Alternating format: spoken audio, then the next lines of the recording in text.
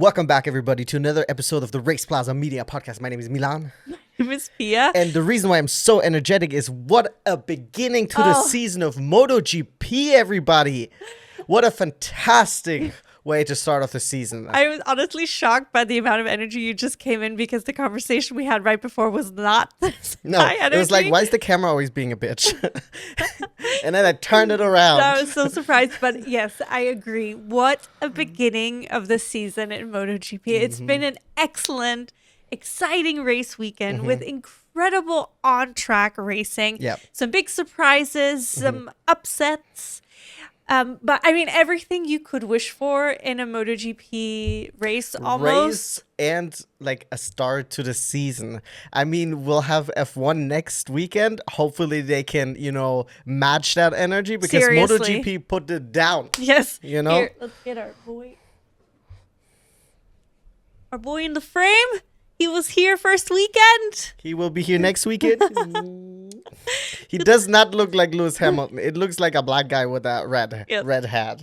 But yours looks more like looks a little bit more like Marquez. If you showed it to me, I'd be like, this is Marc Marquez. Yes, if I show you this, you'd be like, who? This is a racer. Yes. Anyways, so yeah, we'll get right into it. We watched MotoGP this weekend. We watched Supercross this weekend. We watched IMSA this weekend. So lots of racing to talk about. But let's get started with MotoGP because it was just incredible. Okay, so first things first. I watched for the very first time a sprint race. Was it really your very first one? Yeah, I've never watched. I was like, don't bother me with it. Interesting. Because I think in general I have a negative attitude towards it because of F1. Yes. It's a little bit different with MotoGP. I'm not saying this is setting precedent for the rest of the year. Yeah, I would be very surprised if it did. But I do think we should mention a few things before going into the races and stuff like that. So this year it was in Thailand, the beginning of the season, which is, I think last year was it as well. So because of the unpredictable nature of the weather in Thailand and especially the high temperatures, they were running a specialty Michelin tire that I think also tremendously impacted the way the race weekend went.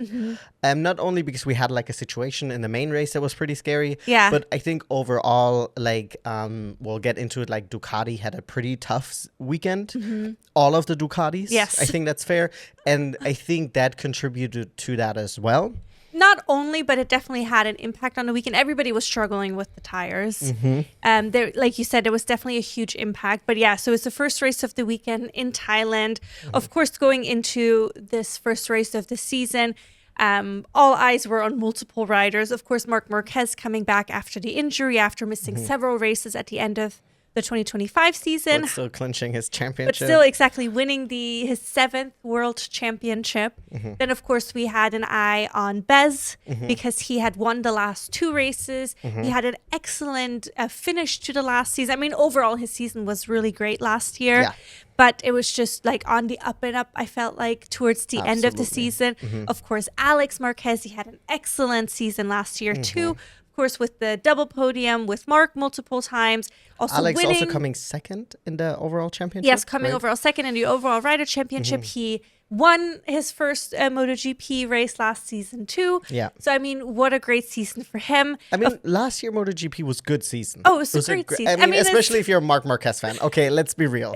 We're Marc Marquez fans over here. Of course. So it's a little different. But I think overall, you did have some races where there's, like, we had Joan Zarco win a race last year at home. I know, and we had Fabio Quartararo in the front towards the end a bunch. We had Joan Mir suddenly staying on the bike and finishing, and on the podium. I think he was on. Yeah, exactly. He was on the podium. And then what is it? Aldeguer had that crazy race in Austria. Yeah, Fermin Aldeguer had excellent his rookie season. It was a great season. I mean, it was such a great season. It was a strong season. So of course, high expectations coming into this race. Of course, we had the Ducati dominance last season, so I was at least going into it kind of expecting something similar. Granted, I don't pay attention to any of the testing and the chit chat leading up to it. Yes, there was also, one of the riders obviously also to keep an eye out is Jorge Martin, who had also missed one of the testing seasons because he was still recovering from injury. And obviously Jorge never really getting the chance to defend his championship last year due to injury.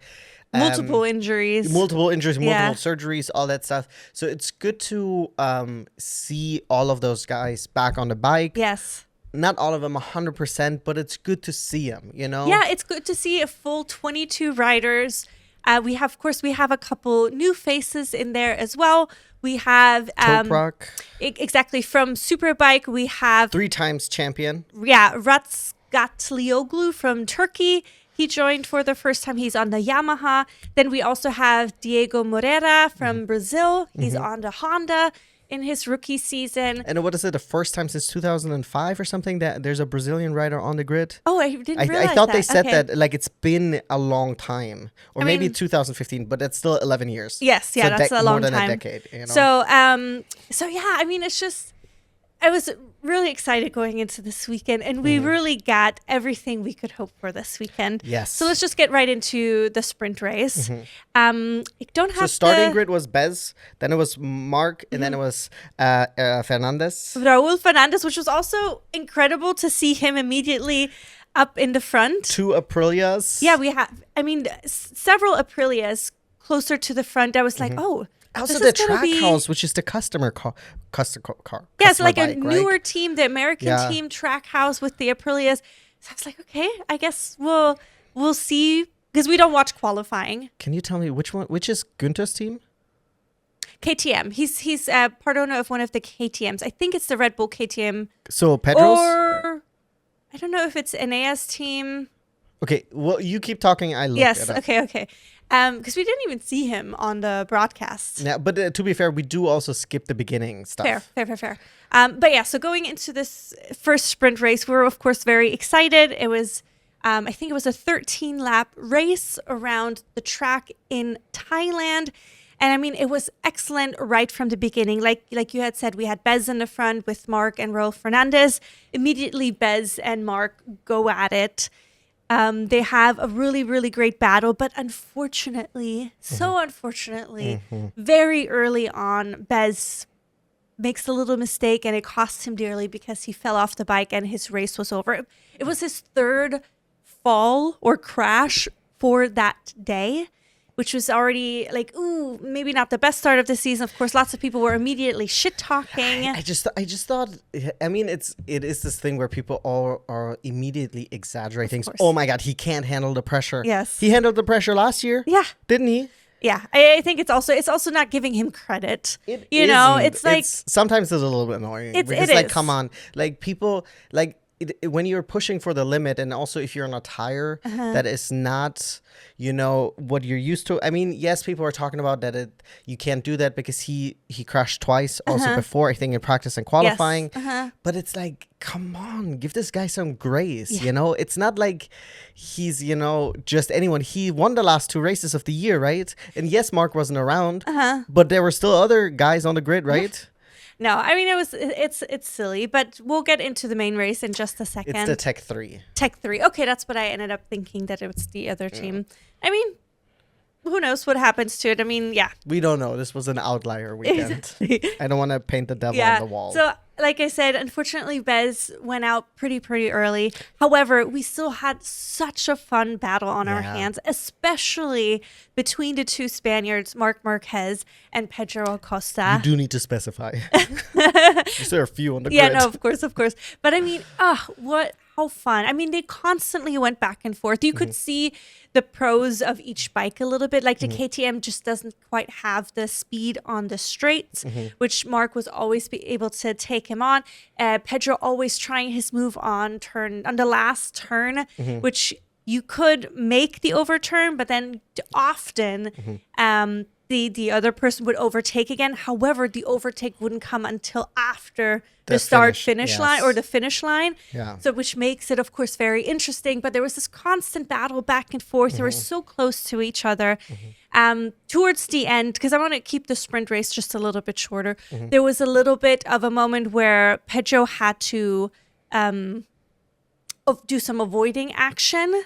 So he was this time in the lead. Before, it was a lot of times Mark being in the lead. And then what Mark would do is when Pedro would send it into the corner, he would do a cutback and then he would overtake. This time the positions were switched. There was a little bit of contact between the riders, and then Pedro ended up going wide and Mark ended up taking the lead. And that was also going into the final lap of the race. And then the race decision was actually pretty quickly by the stewards, and they are saying like, hey, penalty, you have to give back one position.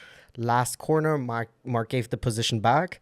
Pedro was like, what is going on? You could literally see him. He crossed the finish line and he turned to see like what just happened. Even when he was already overtaking, I think he was baffled that because Mark is not someone easy to overtake. No, because he was trying to do the last couple, laps, or the whole race, really, they've been battling, right? And then online, I thought the discourse was quite interesting about it. Okay. I did read about it, whether the penalty was justified or not. I'm not that well versed in MotoGP penalties. I did wanted to go back and compare the different attempts by Pedro compared to Mark, because some people were saying, well, Pedro should have done what Mark did, which is cut back, but he was trying to hung it around.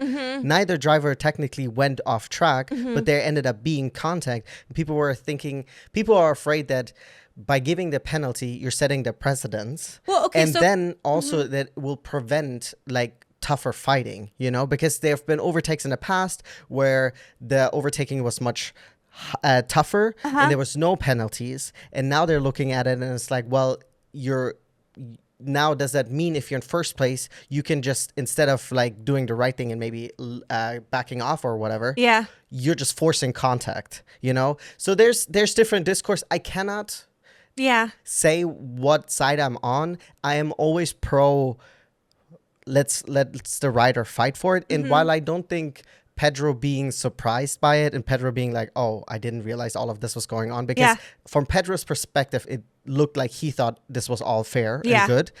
I don't think the rider saying it's fine should mean that there should be no penalty. Fair.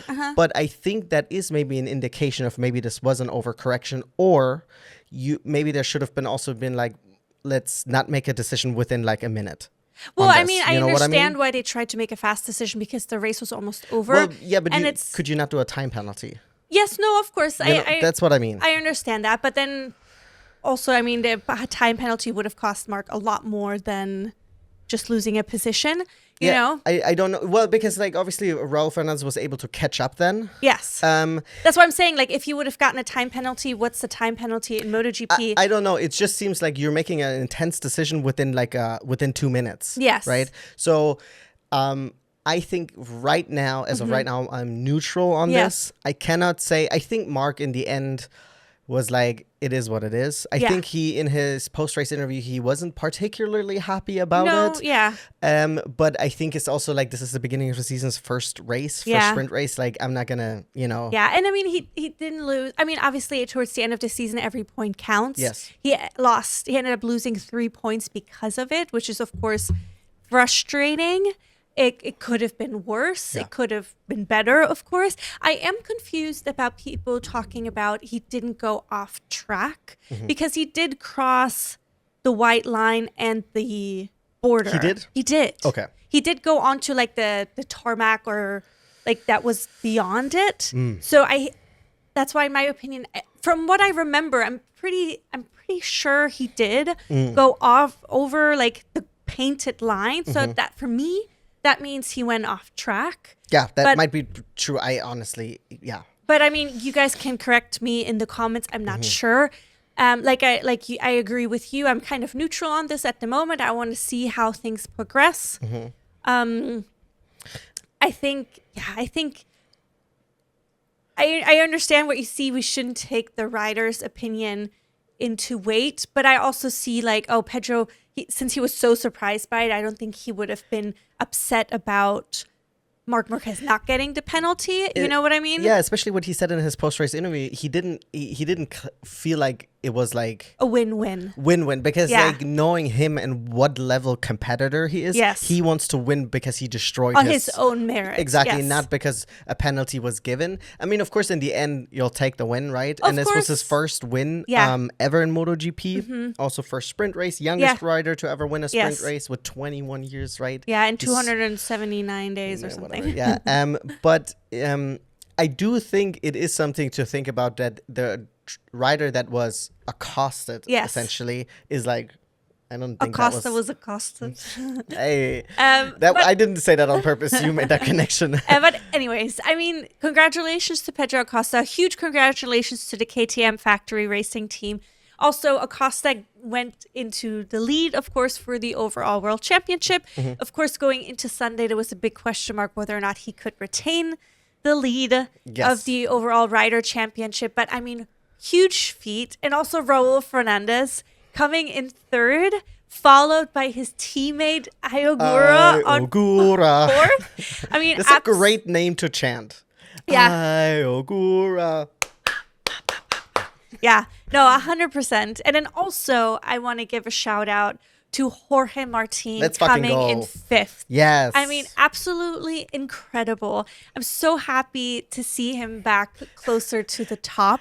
Ayogura just ruining it for the Spaniards. Oh, yes, that's so true. Wiggled his way in there.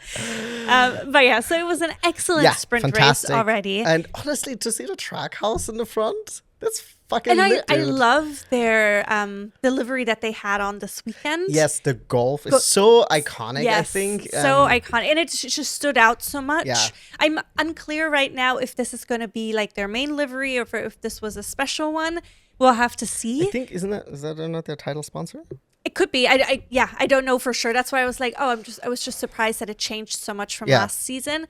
But I do like it. I think it's visually much more distinguishable too, because the other one had I can't even remember how it looked. It was also like a blue and stuff, but it was just not. The only thing I could remember right now was the special livery with the faces on it. Oh, yes. That was cool. It just doesn't translate onto TV really well because they're so fast. Yeah, and then the riders are partially covering up, which is fine. No. Anyways, moving on to the main Sunday. race. Main race. It was 26 laps, so it's a huge undertaking, especially in these very hot conditions, high humidity also. I mean, after the sprint race, they were all just drenched, wearing their cooling vests. So I was not envious. What is it? 35 degrees Celsius and 42% humidity? Yeah. Disgusting. Yeah. So going into this race, of course, there was high expectations for Bez to see what he'll do. And then, of course, there's all this trash talking before, if he can take the pressure, if Mark is going to put the pressure on him the whole time, and then he will like flake under it or fall under it or whatever it is, crumble under it. That's the terminology. But anyways, so going into this race, I was so excited. Bez and Mark in the front row with Raul Fernandez. All three of them had a really nice start. I think Raul had lost like a position or two at the beginning for a moment. Unfortunately, and then Ayogura also had that's exactly what I was going to say. Ayogura had a little bit of a poor start. He lost a couple of positions as well. However, he had such an excellent race. I think the furthest back that I saw him was in like 14th position. At one point, he was stuck behind Brad Binder for a hot minute. And then I think about like halfway through the race, maybe almost a little bit later than that, he started making his way through the ranks and he ended up coming in fifth. Fantastic. Like, absolutely fantastic start of the season. I hope this carries him through. I would love to see him maybe on a podium this year. Yeah. I mean, that would be incredible. Also, imagine what he could have done if he would have had a good start. Because he was not far off from fourth place.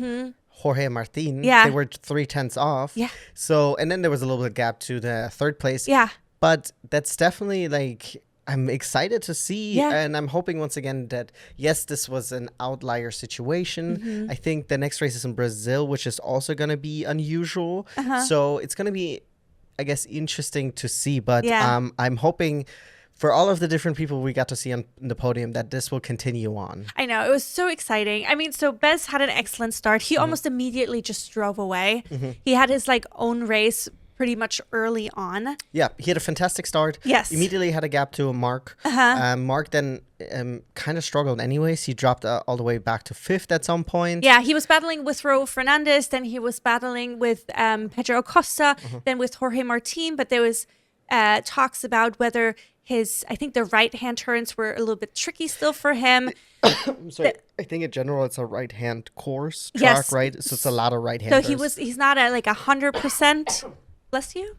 No, sorry, I had something wrong. So for right-hand turns, he was not. No, don't bless me. He was at not at a full 100%. So I think, or like at least the commentators were talking about, the goal is for him to make as many points as he can, to not fall also on his bad shoulder, because he had to do a lot of intensive rehab over the winter break. So maybe he wasn't. They were saying he wasn't pushing for first, but you can't tell me that of Marc Marquez. If he doesn't if he knows he can get the win, he's gonna fight for it. Yes. So seeing him like fall a couple positions back was a little bit disappointing. However, he kept fighting. Yeah. He kept coming back and trying to, I guess, figure out different lines he could take, or he just made up time, you know? I think also, like, this was also, again, there's this one situation where, like, it just shows that Mark is such a strategist. Yes. There was so Mark at some point was in 5th place, and then it was Jorge Martin fighting with Pedro Acosta. They were kind of going back and forth for 3rd place. And then at some point, Mark, and he's been sitting behind them, right, in a controlled pace. And it looks like he's just observing this. And we know that he does this because that's what he's been doing all his career. And then last year, we had a bunch of races where he will just sit comfortably in 2nd position, and he will just wait. Yes. And he will wait until it's his time. And that's exactly what happened. And then he just passed 2 people at once. Started at the beginning of the corner in 5th and came out in 3rd. He ended up still Pedro passed him again, but this just shows, I think this is also one of the things that Pedro has been really working on, the patience of it. Yes. Because he's also a very aggressive rider, but I think, and I don't know if this is also something that comes with age and experience, right? But it is this very much a skill where Mark is so aggressive, but he is very much willing to wait it out. Yes. And he's willing to put the pressure on and just like, let's see. And then boom. Yeah. And then he goes for it. And that was a fantastic moment. It was so fun to watch. I mean, there was so much great on-track battling, especially from that group in the front. However, in lap 21, suddenly we saw Mark already took a corner, and then his bike was just shaking, and there was a big scare. He went really wide. His bike was shaking, and then suddenly he slowed down, and what is going on? Just like take a break. Yeah. Like, what is going on? And then once the camera pulled up closer, you could see that the tire came off the rim completely, and the rim was busted. Yeah, it was dented in like 2 places. Yes. The tire was also pretty damaged. And when you see a replay of this, he probably, all of his skills together prevented him from really flying high side. Yeah. Like, he would have been launched off this bike if he would have not held on. Yes. And in the replay, you also see he was going 170 kilometers an hour, which is about 110 miles an hour. Which is insane. And he was not on the gravel or anything. It would have went high side on concrete, which is so scary. I mean, it would have been maybe a season-ending for a season-ending crash. But luckily, he was able to stay on the bike. Unfortunately, his race was over by then. He was really upset about it. The following lap, or maybe it was even the same lap still, his brother Alex went down low side. Yeah, just scraped across the concrete. Same spot. I think I'm assuming it's probably also like most of the rider's tires, the back tire looked cooked at the end. Yeah. So I'm assuming that it probably like just lost completely grip, and then he just like pushed it a little bit too far. Yeah. And then we had, Joan Mir? Joan Mir also rear tire issues. Had to retire the bike. Fortunately, he also was able to just take it to the pits. I know, but he was up in top 6. I know, but I'm just like, frustrating. I guess I'll take that over a crash, right? No, 100%. So, it's just really, really frustrating. However, huge congratulations to Bez coming in first with like over 5.5 seconds of a lead. In 2nd place, which ended up being a battle for a minute, Raul Fernandez just ended up losing his rear tire. He was also in pain from like a shoulder situation. So he ended up losing second place to Pedro Acosta. Yeah.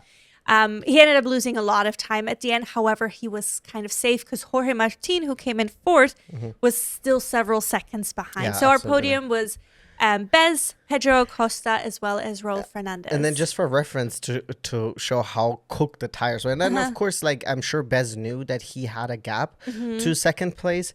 But his last sector, he did Moto 3 times, right? Because the tire did look like you could see it that it did not look right. Yeah. That was tough. But yeah, it's super exciting for Bez.